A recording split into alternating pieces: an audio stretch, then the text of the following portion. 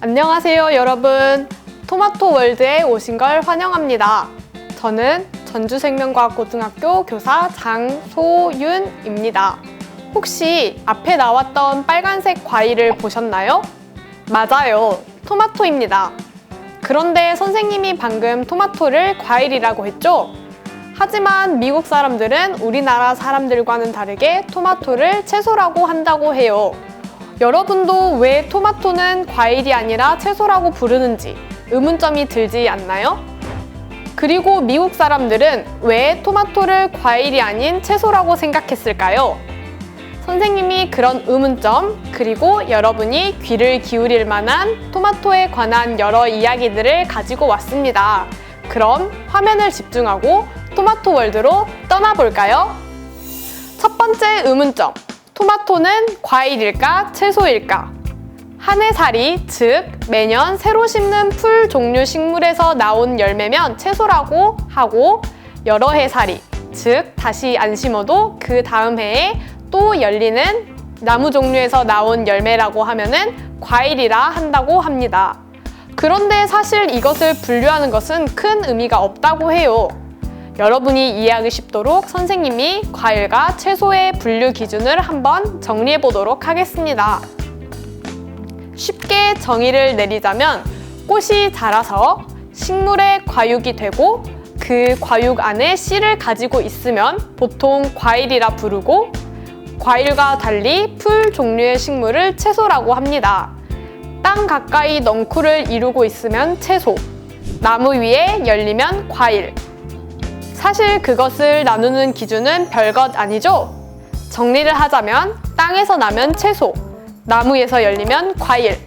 여러분, 이제 구분할 수 있겠죠? 여러분, 혹시 화면에 나오고 있는 이 남성이 누군지 아시나요?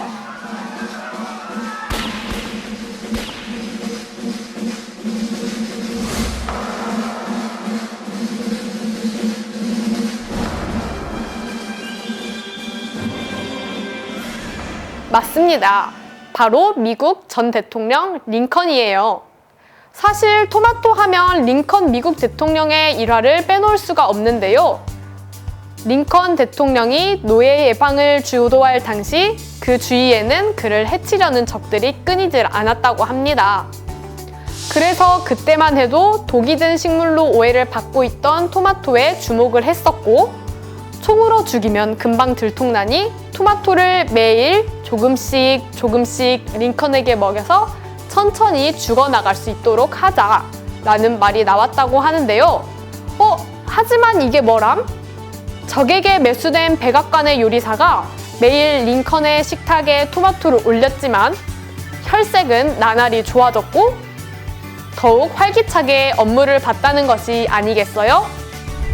사실 토마토에는 비타민 B군이 많이 함유되어 있어서 당시 노예 예방 선언으로 엄청난 스트레스를 받던 링컨에게 몸과 정신 건강을 챙겨주는 수단이 되었습니다. 그리고 피부에 좋은 비타민 C도 많이 들어있어서 피부가 윤기나게 링컨의 혈색이 좋아질 수밖에 없는 그런 환경을 만들어준 것이 아니겠어요? 적들이 링컨에게 보양식을 선물해 준 것이나 마찬가지였다고 합니다. 여러분, 우리 오늘 영상의 제목 기억나시나요? 네, 토마토 월드입니다. 지금 나오고 있는 사진은 선생님이 실제로 네덜란드로 연수를 받으러 갔을 때 잠시 들렀던 장소인 토마토 월드 입구 사진입니다. 와, 토마토 월드라니, 토마토를 이용한 놀이가 있는 곳일까요? 물론 그렇게 생각할 수도 있습니다. 우리가 보통 알고 있는 토마토는 빨간색이 대표적인 색깔인데, 이곳에서는 빨간색을 비롯해서 노란색, 주황색, 그리고 약간 진한 초록색, 검붉은색 등 다양한 색깔과 다양한 품종의 토마토들을 전시하고 실제로 재배를 하고 있었습니다.